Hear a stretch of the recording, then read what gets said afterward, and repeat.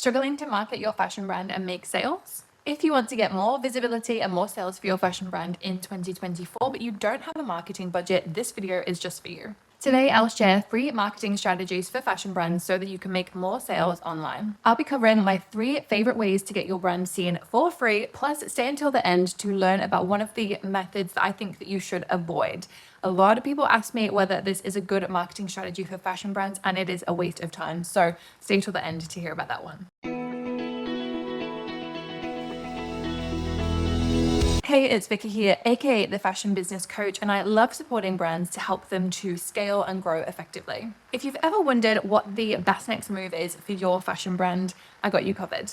In this world of different opportunities and different options, it can be hard to pick which one is right for you. So I've created a free quiz. You just have to answer a few questions. It takes less than 3 minutes. And then on the results page, I'm going to share some tips that have helped other people in the same situation as you to see growth in their business. So I'll put the link for that in the description so you can go ahead, take the quiz. Takes just a few minutes and see what your results are and what your best next move is. So diving in, the first free marketing method that I want to share with you today is, maybe you guessed it, social media. What you might be surprised about though is that social media here, I bundled it all together into one category. So tips 2 and 3 are totally different, not social media at all. And this is a really important thing that I think needs highlighting.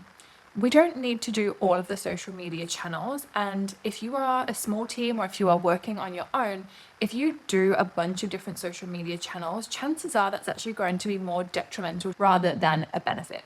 Let me explain. The thing is with social media is that there's not one best option out there that is going to be the best one to all of you. Choosing the best platform for you is circumstantial when it comes to social media. So let's dive into a couple things we need to think about. To find the best social media marketing option for you, you need to think about 2 things. The first and most important one is, where is your customer hanging out? That is the most important thing, because we don't want to jump to a platform. For example, in the past couple of years, I've seen a lot of people jump over to TikTok because a lot of people are using it. It's really popular. Brands have had some amazing results on there. And yes, they have. But if your customer doesn't use TikTok, it doesn't matter if you rack up millions of views on TikTok. If none of them are people who care about your brand, it's going to mean nothing, right? It's not going to result in sales. So it's really important that you understand where your customer hangs out. And if they're on TikTok, amazing, use TikTok. If they are on Facebook, use Facebook. Really have a think about where it is that your audience hangs out. And one thing that I've seen quite commonly as a mistake that brands have made is they've thought of their customer only in terms of their age, usually. Sometimes the location, maybe some other features, but typically when I say to a client, who's your target customer, they'll say something like, 25 to 35-year-olds. That is not a target customer, okay? We need to get a lot more detailed in who our target customer is, and a lot of it is largely down to personal preferences, it's down to their style, it's down to their way of thinking, their emotions, and like we said, where they're hanging out. Now, if I think about my friends who are a similar age to me, I'm probably the only one who is using TikTok on the regular. Personally, not for my business, I'm on TikTok most of the time. But when I think about one of my friends, she's Facebook through and through. She doesn't use any other social media platforms. Quite a few of my friends use Instagram. Occasionally, I'll find someone who is using like Snapchat or something like that, but you can see what I mean. So the age doesn't actually affect what people are doing most of the time. And so make sure that you're doing more detailed target customer research.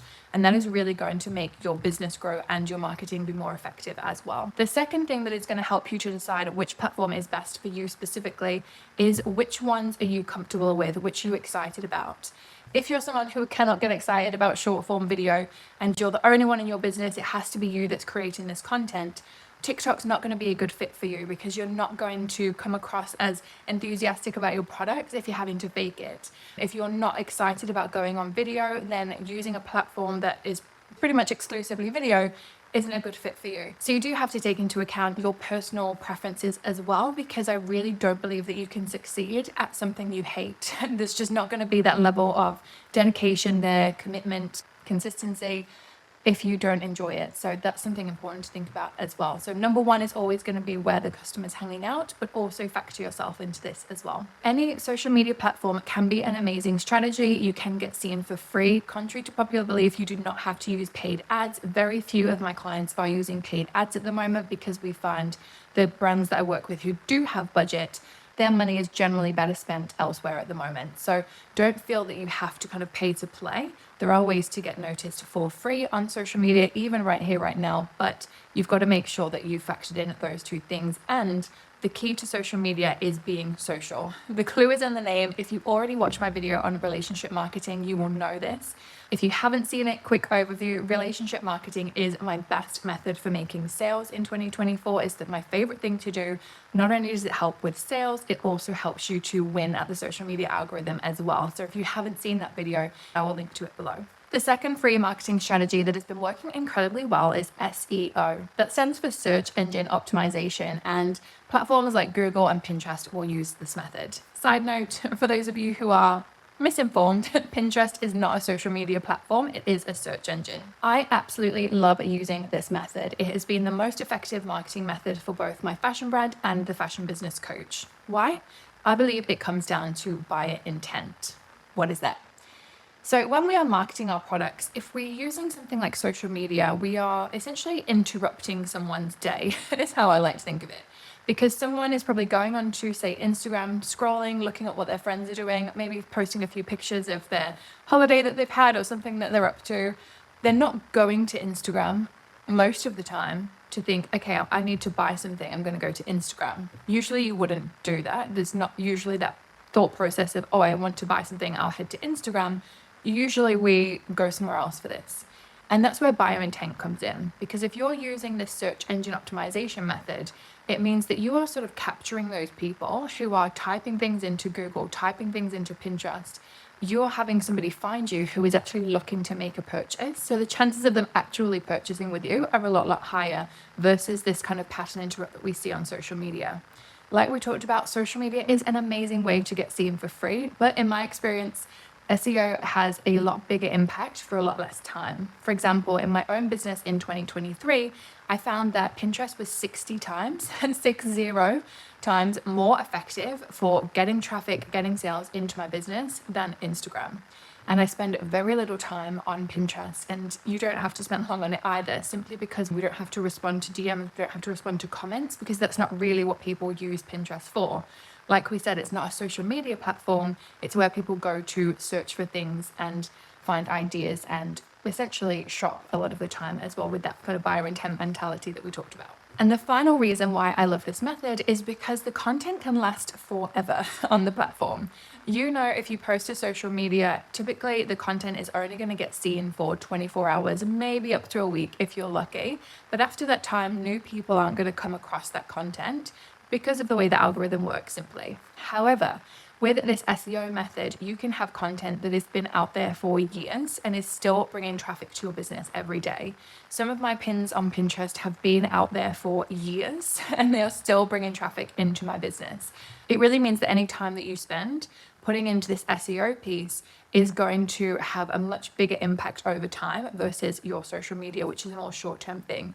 Again, I'm not saying that you shouldn't do social media. It's in here for a reason as one of the best things that you can do for your business. But just know that it is one that is going to be a bigger time commitment versus these other methods that we're talking about. If you want to learn how you can leverage Pinterest marketing plus social media and the other methods that I'm going to be sharing with you today, make sure you check out the fashion marketing course, which has step-by-step as to how you can use each one of these methods that we're discussing today, plus other trainings that help you to understand how to create that target customer that we talked about. How can you market effectively using other strategies like creating a website that converts, creating an email marketing strategy, and also having the all-important sales strategy in place as well. Yes, marketing and sales are different. If that sounds interesting, head to the link below to learn more about that. And the final free marketing strategy for fashion brands that I want to share with you today is collaborations. Now, there's a few different kinds of collaborations you can do. It might be influencer marketing, it might be getting featured, it might be collaborating with another business who have an audience. There's a bunch of different things that you can do, and honestly, all of them are really, really fun. I love doing collaborations. And best of all, contrary to popular belief, you can often get these opportunities for free. I've done a ton of different collaborations. I've been featured in the press many times, and every time I have done it for free. I have never paid for press features, and you shouldn't either. There's two reasons as to why this method is so effective. The first reason is, of course, added visibility, because you're going to be shown on a platform or on a website or some kind of feature. where you'll be seen by a whole new audience, many of whom will have never heard of you before, and they're getting to see you for the first time. And when you do collaborations effectively and work with somebody who has a good engagement rate, i.e., a lot of people are actually consuming their content and actually reading it or watching it or whatever the case may be, that means that you have this amazing opportunity to get so many new eyeballs on your business who probably wouldn't have come across you otherwise. The second reason I love this is the credibility that you get from the feature, and credibility builds trust in you and your products. This works because if you're getting featured on somewhere that is well known or that is trustworthy, people are likely to therefore trust you because you've been introduced by this third party. So to give you an example, when I was featured in Vogue Diaries, that was an amazing feature because a lot of people read Vogue Diaries and they also have this trust for them. The name Vogue often has that trust associated with it. So not only when I was featured by them, people saw my designs and they were like, oh, this is new, I've never seen this before. A lot of them really liked it, thankfully. But also there was that trust associated. And because they trusted Vogue, and they'd seen me in this Vogue feature, they thought, okay, this brand must be trustworthy. I'm going to go ahead. I'm going to make a purchase. I'm going to buy a bag. I'm going to buy something from this brand because Vogue says they were good, so they must be good, right?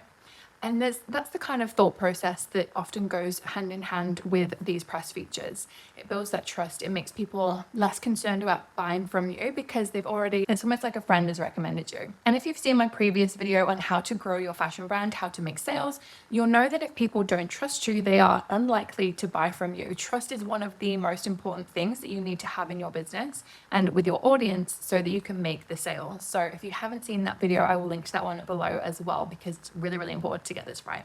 So those are my 3 favorite free marketing strategies for your fashion brand to help you make more sales online. But what about the one to avoid? I mentioned at the start that there's a method that a lot of people ask me about. They want to do it, but I'm always skeptical of it. And that is giveaways.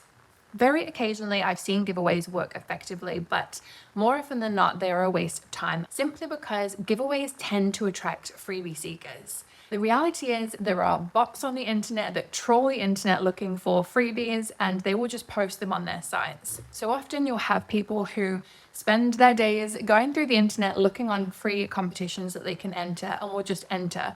And they'll usually use an email address that they never check. So they'll enter your competition. You'll have all of these extra subscribers or maybe all of these extra followers, depending on what kind of giveaway that you run. But none of them are actually people who are interested in your products. They just found you on some site and then are going to enter your competition. So unfortunately, usually giveaways are a waste of time and they can actually have a negative impact on your algorithm as well, because if you have a ton of new subscribers or a ton of new followers that are not interested in your products, it means that on the surface of it, it feels like a good thing. You've got these extra subscribers, but then because they don't care about your products, they're not going to interact with your posts. They're not going to DM you. They're not going to reply to your emails or click through in your emails or even read your emails.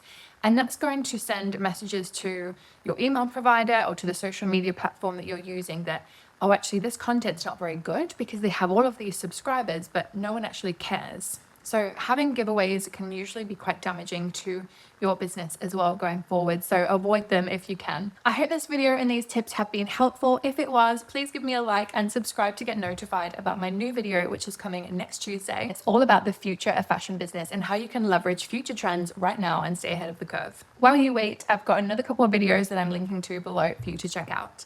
Thanks so much for watching. Bye.